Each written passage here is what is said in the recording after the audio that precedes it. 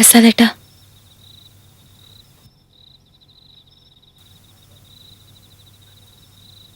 ഞാൻ ആ കഥയൊന്ന് പൂർത്തിയാക്കാൻ. നല്ല കാര്യമാണ്. പ്രസാദേട്ടൻ ഉറങ്ങിയെന്നാണ് ഞാൻ വിചാരിച്ചത്. സുമിത്ര ഉറങ്ങിയില്ലേ? അത് ഓ, എൻ്റെ ചോദ്യം വളരെ ബേസ്ലെസ് ആയിപ്പോയി. ഒരു വെറും മണ്ടൻ ചോദ്യം. എന്നെപ്പോലുള്ള സാധാരണ മനുഷ്യജീവികൾക്കല്ലേ പെട്ടെന്ന് ഉറക്കം വരൂ. നിങ്ങളൊക്കെ ഇന്റലക്ച്വൽസ് അല്ലേ, ബുദ്ധിജീവികൾ. മനസ്സ് നിറയെ കഥ, കവിത, ഡ്രാമ. എന്നിട്ട് കഥ എവിടം വരെയായി? മനഃപൂർവ്വമല്ല, ഉറക്കം വരാതെ കിടന്നപ്പോ. എനിക്ക് മനസ്സിലാവും സുമിത്ര തൻ്റെ അവസ്ഥ. എനിക്ക് ശരിക്കും മനസ്സിലായി. പക്ഷേ ഇവിടെ വേറൊരു റിയാലിറ്റി ഉണ്ട്. എന്താണെന്നോ?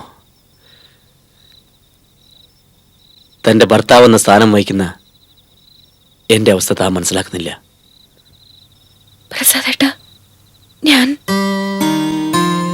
ഇത് തന്നോട് പറയേണ്ടി വരുന്നത് എൻ്റെ ഗതികേട്. പ്രസാദേട്ടനെ ഞാൻ മനസ്സിലാക്കുന്നില്ലെന്നോ? എന്താ അങ്ങനെ? അനുഭവം, ഡെയിലി എക്സ്പീരിയൻസ്,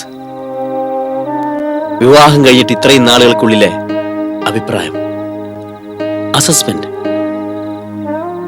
അത് തെറ്റാണെന്ന് പറയാൻ കഴിയുമോ സുമിത്രയ്ക്ക്? അഥവാ കഴിഞ്ഞാൽ എനിക്ക് അത്ഭുതമില്ല. കാരണം നാം രണ്ടും രണ്ട് ലോകങ്ങളിലാണ്. കണക്ക് കൂട്ടലുകളിലും പ്രതീക്ഷകളിലും വന്ന തെറ്റ്.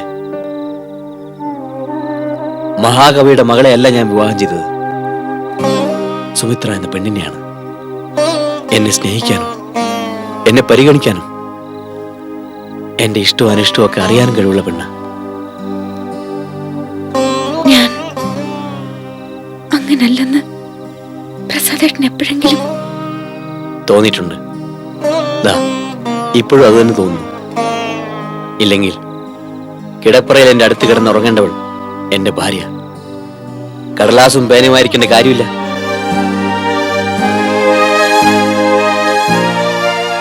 അപ്പോ ഞാനല്ല, കഥയാണ് തനിക്ക് പ്രധാനം. ബെഡ്റൂമല്ല, എഴുത്തുമുറിയാണ് തനിക്ക് മുഖ്യം. പ്രസാദേട്ടൻ എന്നെ വല്ലാതെ തെറ്റിദ്ധരിച്ചിരിക്കുക.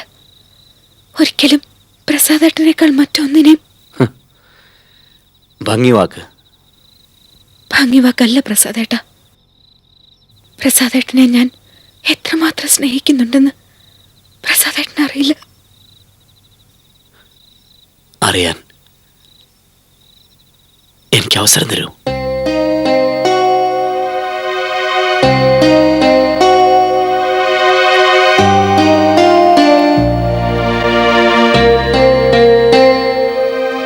കഥയല്ല സുമിത്ര ജീവിതം.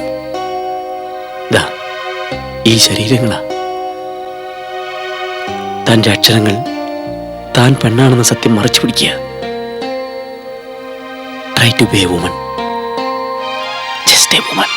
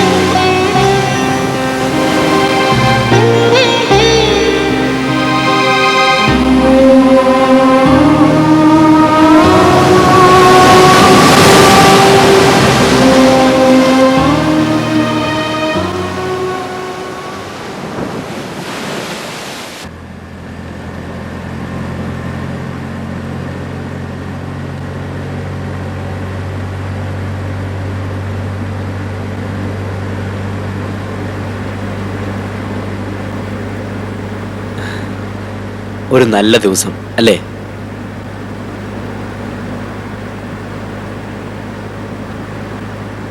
ആൾക്കാരൊക്കെ വളരെ പ്ലസന്റ് ആണ്. കണ്ടില്ലേ, ആരുടെ മുഖത്തും ദുഃഖമില്ല. സുമിത്ര കാണുന്നില്ലേ? നമ്മുടെ മനസ്സിൽ സന്തോഷമുള്ളതുകൊണ്ട് നമുക്ക് തോന്നുന്നതാവാം. May be. സുമിത്ര പറഞ്ഞത് സത്യമായിരിക്കാം. എനിക്കിന്ന് മുമ്പ് ഒരിക്കലും തോന്നാത്ത ഉന്മേഷമുണ്ട്. അതിന്റെ കാരണം എന്താവാം? പറയൂ. Hey, don't be shy. ഇതൊന്നും മറച്ചു പിടിക്കേണ്ട കാര്യങ്ങളല്ല, ജീവിതത്തിലെ സത്യങ്ങളാണ്.